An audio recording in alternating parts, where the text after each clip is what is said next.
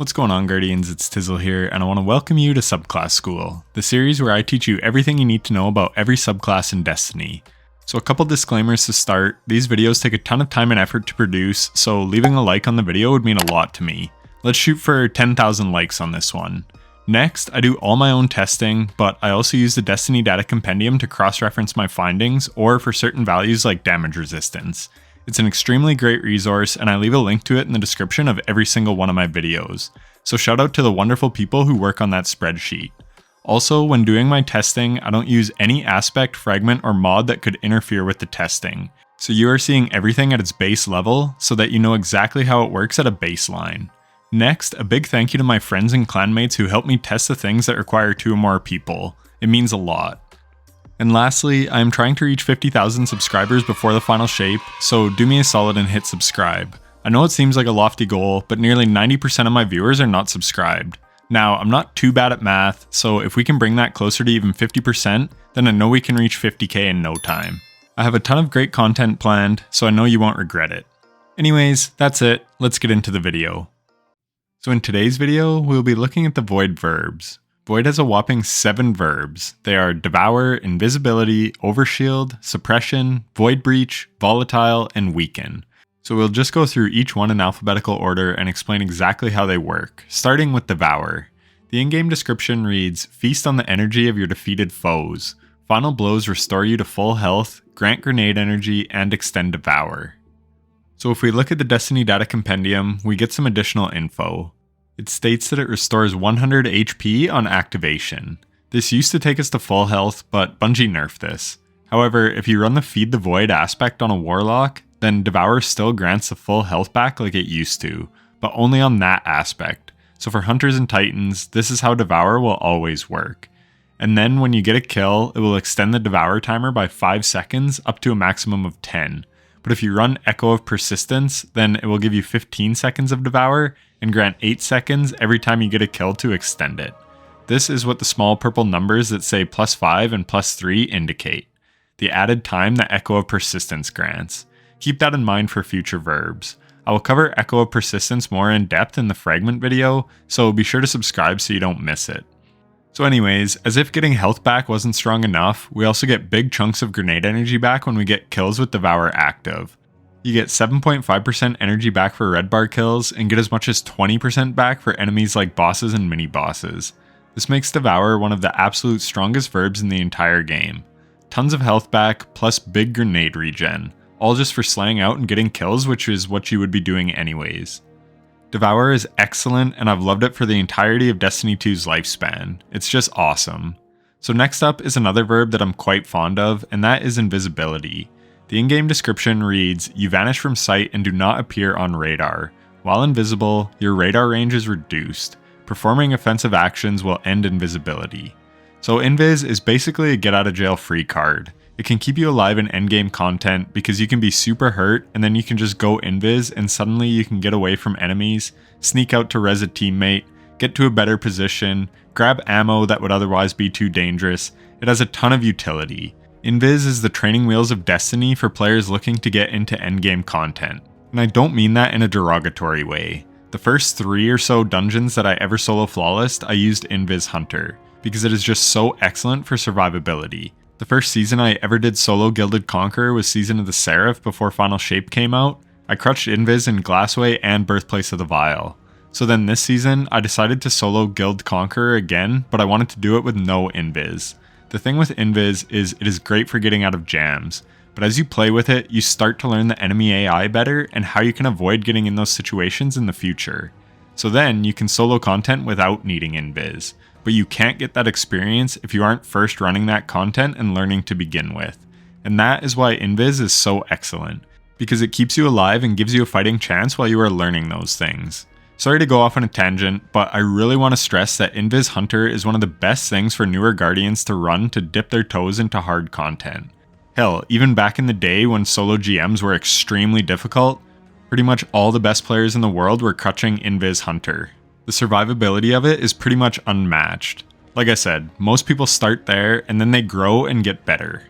So back to how the verb functions, the compendium gives us some more info. You can pause and read it all if you like, but basically, they reworked this a bit so it wasn't so oppressive in PvP. So you're not fully invis on the radar anymore. It will still ping every 5 seconds for about a half second. This will make it so you can still get some indication that a guardian is there, and when you know what to look for, you will be able to recognize that it's an invis player. And it will also ping if they begin to sprint, jump, or use their class ability. In PvE, if you do any combat type stuff, you will come out of invis. This includes shooting, using your grenade, melee, super, or blink, or casting a rift or barricade, and even summoning a sparrow. So yeah, these are the ins and outs of exactly how invis work, but I really wanted to detail why it's so good. It keeps you alive. With Destiny getting easier and me getting better at the game over time, I don't use it so much anymore, but it's certainly helped me to become a better player back when I was learning to solo endgame content. And it's absolutely a very strong verb, and I can't recommend it enough to anyone who's new to the game or new to endgame content. Next up is Overshield, aka Void Overshield. It states you are armored with a protective barrier of void light, reduces damage taken from combatants. So this Overshield is 45 HP and it gives us 50% damage reduction from combatants. We get it for 10 seconds at base and 15 with persistence. And we can extend it up to 20 seconds. You can get a Void Overshield from the fragment Echo of Vigilance, but it is mostly associated with Void Titan, just like Hunter is mostly associated with Invisibility. A really nice thing with the Overshield is if the shield takes damage, it won't stop your health bar from regenning. Similarly, you can be one-shot and cast an Overshield, and your health will still be super low. The shield does not restore your health, it just gives you kind of like a protective barrier, and this barrier has a health bar all on its own, so something to be aware of. Next up is Suppression. This states the target is taken out of any active abilities and cannot activate any abilities or movement modes while suppression persists. Afflicted combatants cannot fire their weapons, and it also stuns overload champions. So the suppression effect lasts 10 seconds in PvE and 5 in PvP, and enemies will become disoriented and can't fire their weapons. It will also take a Lucent Hive out of their super. It's a very effective verb and it's quite similar to Blind but with a bit more functionality. But sadly, there are very few ways to suppress enemies. I guess that's why it is strong. It is high reward but a low uptime verb.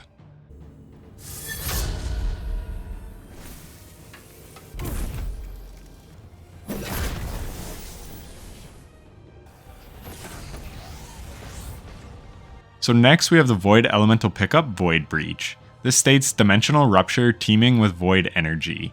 When picked up, Void Breaches grant class ability energy. So they give 12.5% class ability energy every time they are picked up. You cannot make them for teammates, and they have a 5-second cooldown before you can make another one.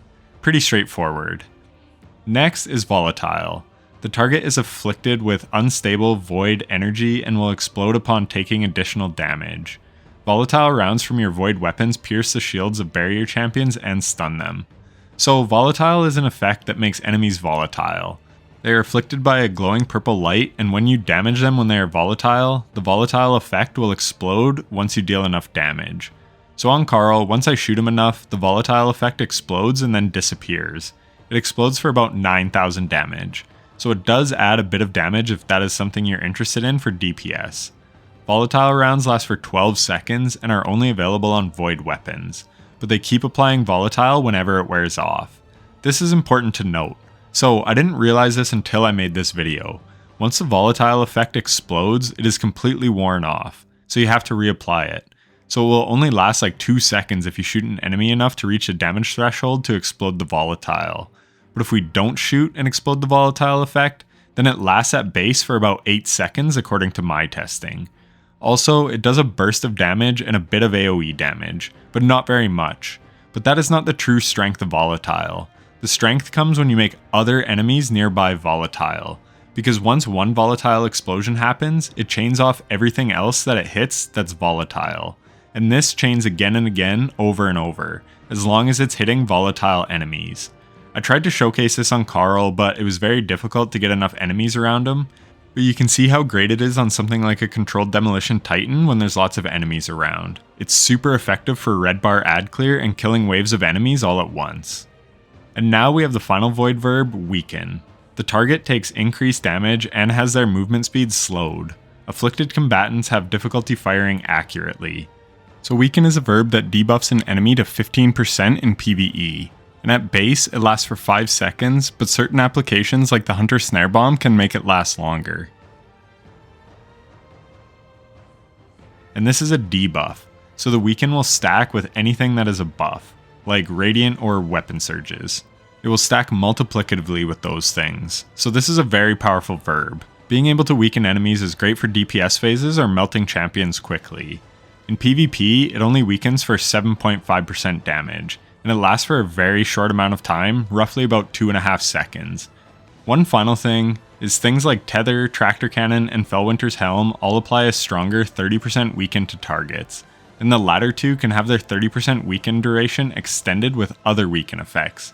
So if you weaken with Tractor or Fellwinter's and then apply a different weaken source while that one is still active, it will extend the duration at 30% weaken. It's a strange interaction, but definitely something to be aware of. Again, I'm not sure if this is intended, but as of the making of this video, that's how it works. And that brings us to the end of the void verbs. I hope this video was helpful and informative, and if it was, a like and subscription would be greatly appreciated. And if you're still watching, thanks so much for watching to the end. It means a lot. Check out all my other videos breaking down every verb for the other subclasses if you haven't already. And if you have, then I will see you in the next video on void fragments. Take care.